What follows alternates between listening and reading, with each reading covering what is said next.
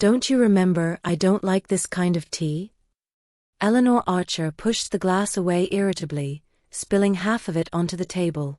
Olivia straightened up slowly. She had just been trying to place a plate of sandwiches between her mother-in-law's elbows. What, Mom? It's raspberry tea. You're like a cafeteria, honestly. Then you get offended, saying we treat you unfairly. Eleanor Archer laid her hand on her son's. Danny, don't get upset. Be patient with people like that. Liv, why are you just standing there? Wipe up that spill already. Olivia closed her eyes for a second. She had been perfect, gentle, ethereal, and from the very first day of marriage, she had become a servant in this house. A servant, not a hostess, not a wife. Never had she felt so humiliated. And yet she had it coming. Once, almost 8 years ago, she had a fiancé in Willow Creek. Well, not officially, but they were dating, even kissing. Both understood where things were heading. Then Daniel appeared. He had come to Willow Creek with some people. They were planning to build something. And there he was too. He was completely different. He smelled of expensive cologne, always clean-shaven, in a suit, a white shirt. And Liv was swept off her feet. Daniel was so gallant. Mike just looked her in the eyes once when they met on the street, clenched his jaw, and disappeared into the darkness. Liv never saw him again. But Danny and his mother, she saw them every day. Liv, are you spaced out? Didn't you hear what Mom said? Olivia opened her eyes and smiled sweetly. Of course, I heard. And I think Eleanor Archer isn't exactly coughing into her fist yet, so she's perfectly capable of cleaning up her own mess. Her mother-in-law dropped her fork, which clattered to the floor, and began silently opening and closing her mouth. Olivia smirked and looked at her husband. Well? Why the silence? Daniel stood up and cleared his throat. Olivia, you have exactly 1 minute to apologize. For what? For not wanting to serve you anymore. Liv, what's going on? Daniel didn't like any of this. It wasn't how he was used to things. Everything was spinning out of control, and he had no idea what to do. Liv turned on her heel, as if in heels, though she hadn't worn anything but slippers for ages. She left the kitchen and headed to the bedroom, grabbing a travel bag on the way. Everything inside her was screaming, with either joy or fear. Daniel entered the bedroom as Liv was zipping the bag. She smiled. I'm quitting. What do you mean, quitting? You don't even work. Of course I don't. Because I'm not paid for being your maid, cook, and everything else around here. Just pure enthusiasm. Daniel smirked. You're not seriously saying you're leaving? You must realize there's no coming back. I just don't understand what you're unhappy about. You wanted out of Willow Creek. So be grateful. You know, I've been thinking. And actually, I was better off in Willow Creek. At least I felt like a human being there, not a workhorse.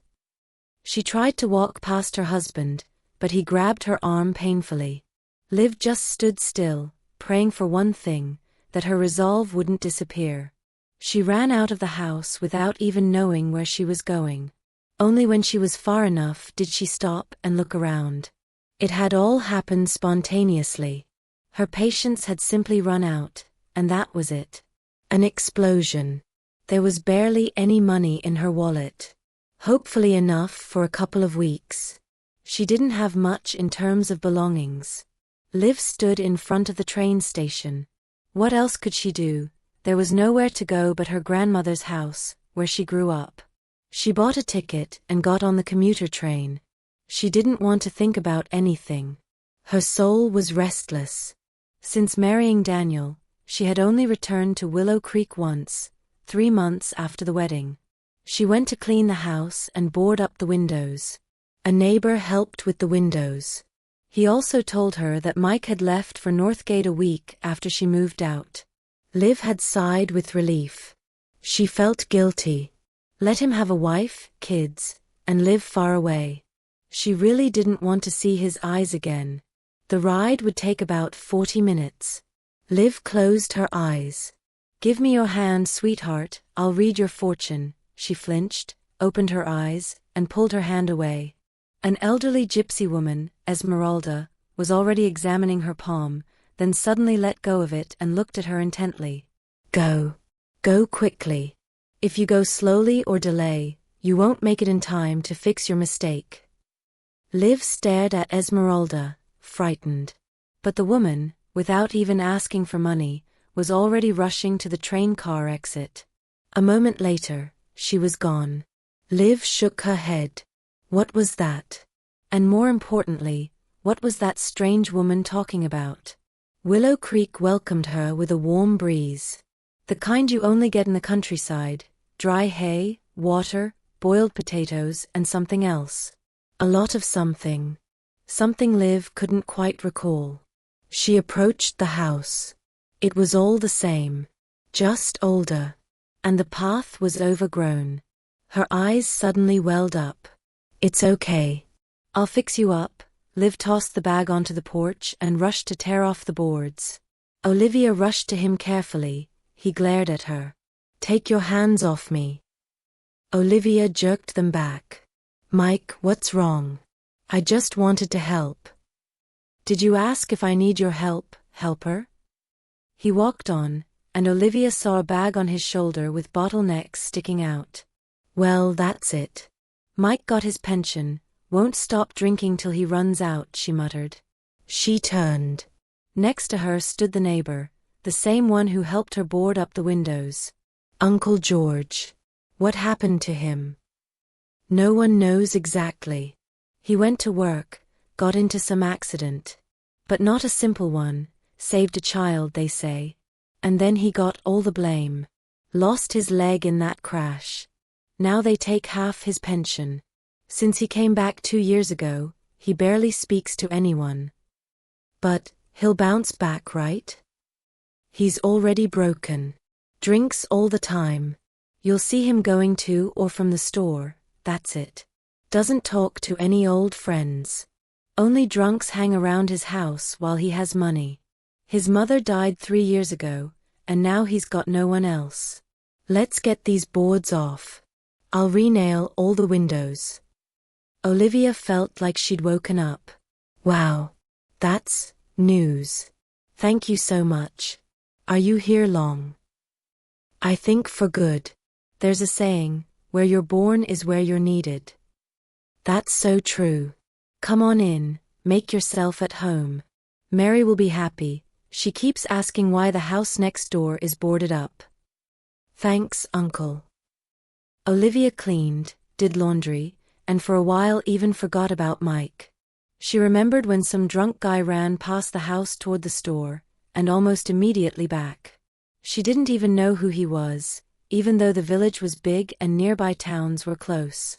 She went out to see where he was going and saw, to her horror, to Mike's place.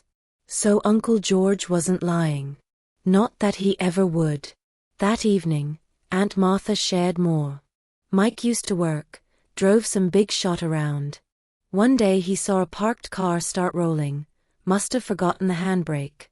The road sloped and the car was picking up speed. Ahead was a turn, but the car would have gone straight into a courtyard of an apartment block. Kids were playing there. When there was barely any distance left to the sandbox, Mike realized the car wouldn't stop. He hit the gas and threw himself under the heavy vehicle. He had multiple surgeries but couldn't save the leg. That big shot? Sued him and won, got money for the totaled car. But that's not fair. Aunt Martha shook her head. Where do you see fairness these days? I see you came back from Riverside too, not with sparkling eyes. Mike, he can't live like this. Drinks, then starves, always hoping he won't wake up. Thank you, Aunt Martha. I'm going for a walk.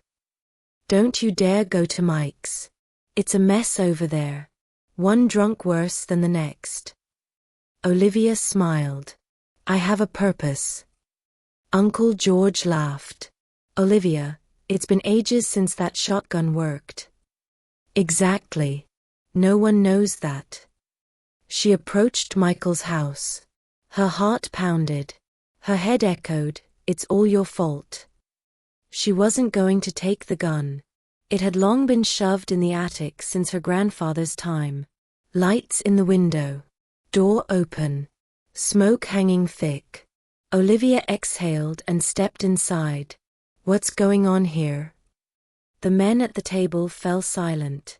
One turned to Michael, who stared at her with a sober, heavy gaze. "Get out before I call the police," she said, walking to the table, grabbing a half-empty bottle, and throwing it out the window. One guy jumped up, raised a hand to Olivia, but Mike barked, "Touch her and I'll end you. All of you out." The man looked at him with drunken eyes. "What's this, Michael?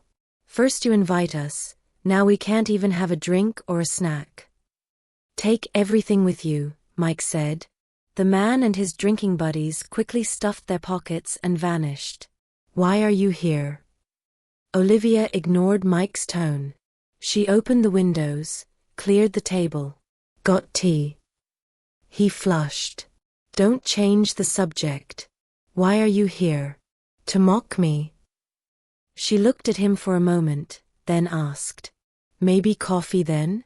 Wasn't it in this cupboard before?" "Don't touch that. Why are you here?" "Why?" Olivia sighed, sat at the table across from him, shrugged. "I don't know. I always knew I could tell you everything. You'd listen, advise, protect. So I came. Just needed to cry a little." She raised her head and began to talk. She talked and talked. Mike sat with his head down. When she finished, he asked, "Why didn't you leave him sooner?" "It was embarrassing. How could I be so smart and yet such a fool?" "All right, Mike. I'm sorry I kicked your guests out. I just needed to get things off my chest." "Wait, let's at least have some tea, since you dumped all the vodka." "I was going to drink for the last time today. When I saw you, I decided I wouldn't ever let you see me like this again. Missing a leg and all." Mike went silent. Olivia understood everything. She jumped up and started hitting him with her fists. "Idiot. You're such an idiot. Have you lost your mind?" Mike caught her hands. "What do you suggest then? That I sit here and watch your pitying face?" Olivia sat down. "Mike, when I was coming here, a gypsy woman came up to me, Esmeralda. She said I needed to hurry, that I had to fix my mistakes." "What mistakes?" Mike asked. Olivia smiled. "Mike, you're going to call me a fool now, but please just hear me out. You know there's still something between us, right? And it's not something small. No matter how much we've fought, no matter how much you've thrown your missing leg in my face, sooner or later, we'll be together." Mike looked at her in surprise. Olivia pressed on desperately. "So I thought, why waste time? Come to my place. Let's go right now." Mike looked at her for a few more seconds, then burst out laughing. "You're scared I might actually off myself, huh?" Olivia blushed. "Don't worry. I give you my word. Go home. Liv, I promise I'll come to you tomorrow. We'll talk. I need to gather my thoughts too. When I saw you today, I thought my heart would stop." Olivia stood up. "You know what, Mike? I'm glad I came back to Willow Creek. I'm glad I came to see you today. And I'll be waiting for you." And just a week later, everything was like it used to be, only now, they lived together. And it seemed like they were even happier than before.